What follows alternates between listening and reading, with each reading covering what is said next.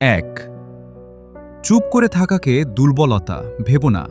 অন্যায়ের বিরুদ্ধে কথা বলার সময়টা এখনো আসেনি মাত্র। ২, প্রতিবাদ মানে বিশৃঙ্খলা নয়, প্রতিবাদ মানে সত্যের পাশে দাঁড়ানোর সাহস।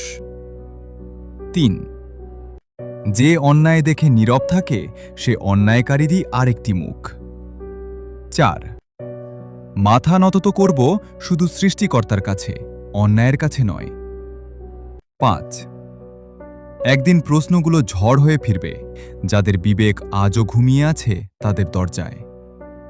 ৬, ভয়কে জিতে নিতে পারলেই সত্যের পক্ষে উচ্চারিত হয় সবচেয়ে শক্তিশালী কণ্ঠ। ৭, নীরবতা সবসময় ভদ্রতা নয়, কখনো কখনো তা অন্যায়ের প্রতি সম্মতি। ৮, কলম থামিয়ে রাখা যায়, কিন্তু বিবেকের ভাষা কখনো থামে না।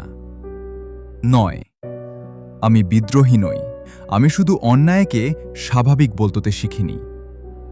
১০, যারা সত্য বলে তাদের কণ্ঠ হয়তো কম, কিন্তু ইতিহাস তাদের কথাই মনে রাখে। অন্যায়ের সামনে নীরবতা নয়, বিবেকের ভাষায় প্রতিবাদ হোক।